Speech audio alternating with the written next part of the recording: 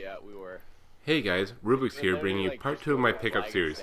If you haven't seen the first part yet, I suggest you check it out. It's over at the Huppet Community channel, and there should be an annotation on the screen now.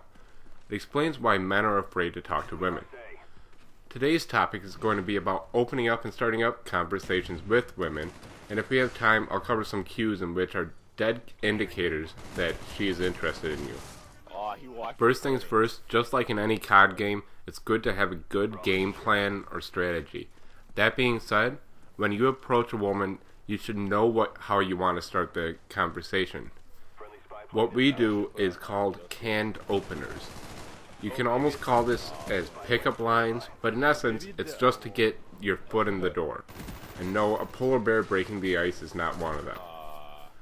However, openers can be total lies or something that is really going on. You'll see it more as I get into them. We've got 4 different types of openers: indirect, direct, situational, and then miscellaneous.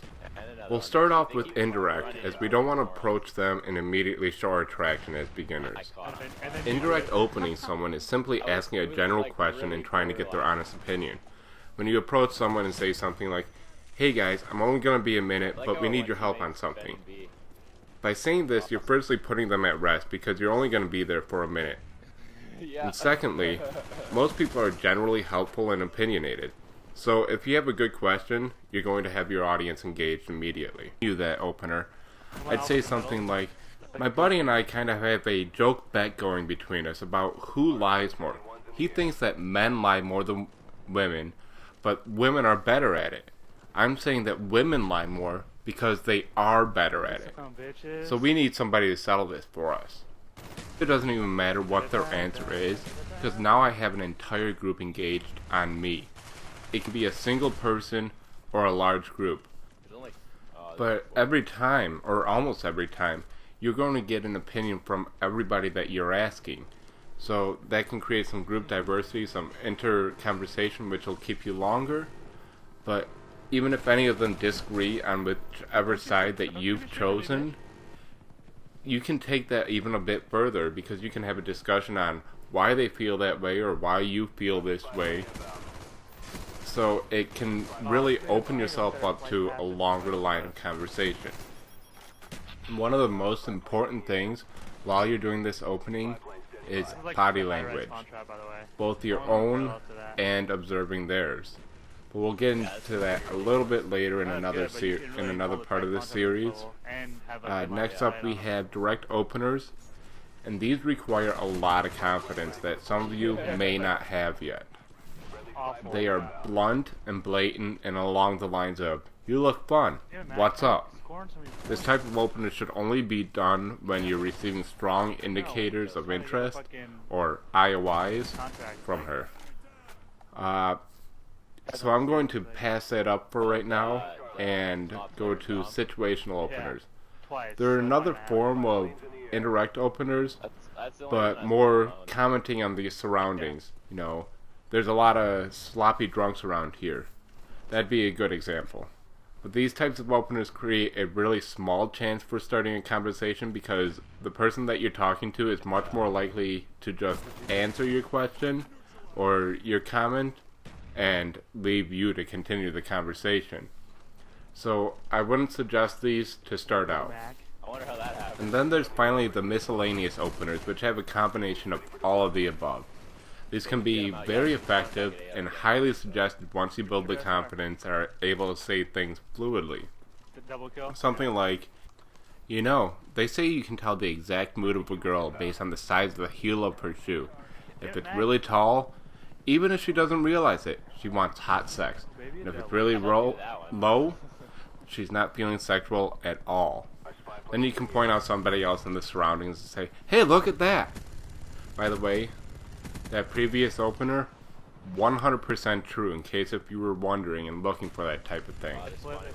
Now, these are going to take some time to perfect and roll through fluidly, but make sure that you've picked a couple of your favorites before you head out, and practice them while you're out trying to perfect your game. Also, this is for you guys that have already listened to the previous video and did your homework. Congratulations. You are now in the RASC stage. Much like alcoholics, there are multiple stages that you'll find yourself in the pickup series.